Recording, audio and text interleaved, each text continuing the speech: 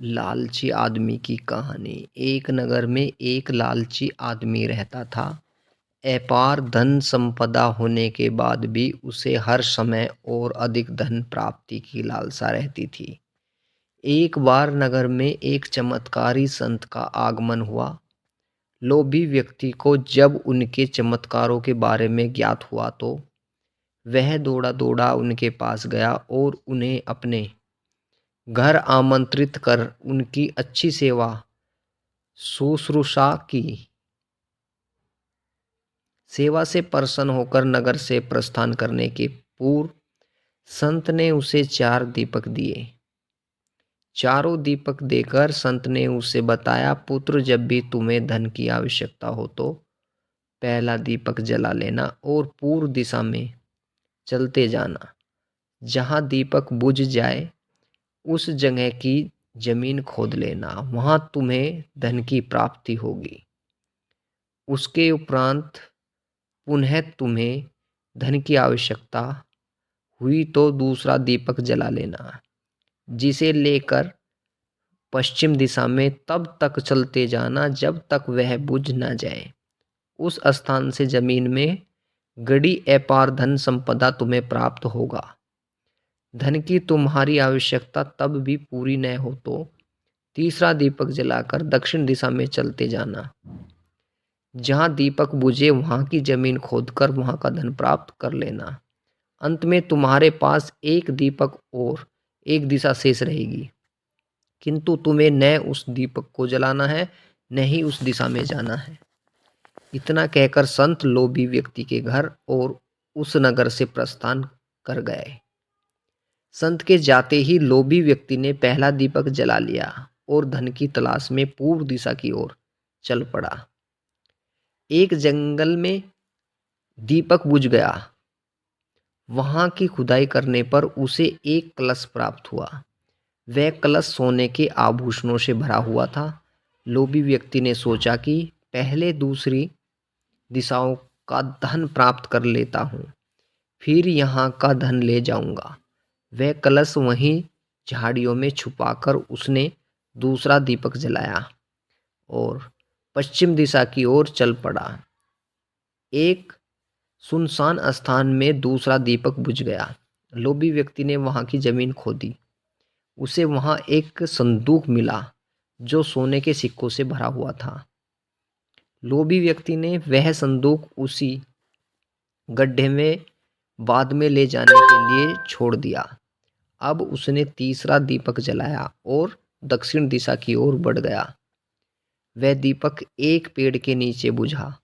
वहां जमीन के नीचे लोभी व्यक्ति को एक घड़ा मिला जिसमें हीरे मोती भरे हुए थे। इतना धन प्राप्त कर लोभी व्यक्ति प्रसन्न तो बहुत हुआ, किंतु उसका लोभ और बढ़ गया। वह अंतिम दीपक जलाकर उत्तर दिशा में जाने का विचार करने लगा, जिसके लिए उसे संत ने मना किया था। किंतु लोभ में अंधे हो चुके व्यक्ति ने सोचा कि अवश्य उस स्थान पर इन स्थानों से भी अधिक धन छुपा होगा, जो संत स्वयं रखना चाहता होगा। मुझे तत्काल वहां जाकर उससे पहले उस धन को अपने कब्जे में ले लेना चाहिए। उसके बाद सारा जीवन में ऐश और आराम से बिताऊंगा। उसने अंतिम दीपक जला लिया और उत्तर दिशा में बढ़ने लगा। चलते चलते वह एक महल के सामने पहुंचा। वहां पहुंचते ही दीपक बुझ गया। दीपक बुझने के बाद लोभी व्यक्ति ने महल के द्वार खोल लिया और महल के भीतर प्रवेश कर महल के कक्षों में धन की तलाश करने लगा। एक कक्ष में उसे हीरे जवाहरातों का भंडार मिला, जिन्हें देख उसकी आंखें चौंधिया गई। एक अन्य कक्ष में उसे सोने का भंडार मिला। अपार धन देख उसका लालच और बढ़ने लगा। कुछ आगे जाने पर उसे चक्की चलने की आवाज सुनाई पड़ी। वह एक कक्ष से आ रही थी। आश्चर्यचकित होकर उसने उस कक्ष का द्वार खोल लिया। वहां उसे एक वृद्ध व्यक्ति चक्की पीसता हुआ दिखाई पड़ा। लोभी व्यक्ति ने उससे पूछा, यहाँ कैसे पहुंचे बाबा? क्या थोड़ी देर तुम चक्की चलाओगे? मैं जरा सांस ले लूं, फिर तुम्हें पूरी बात बताता हूं कि मैं यहाँ कैसे पहुंचा और मुझे यहाँ क्या मिला। वृद्ध व्यक्ति बोला। लोभी व्यक्ति ने सोचा कि वृद्ध व्यक्ति से यह जानकारी प्राप्त हो जाएगी कि इस महल में धन कहाँ कहाँ छुपा है, और उसकी बात मानकर वह चक्की चलाने लगा। इधर वृद्ध व्यक्ति उठ खड़ा हुआ और जोर जोर से हंसने लगा।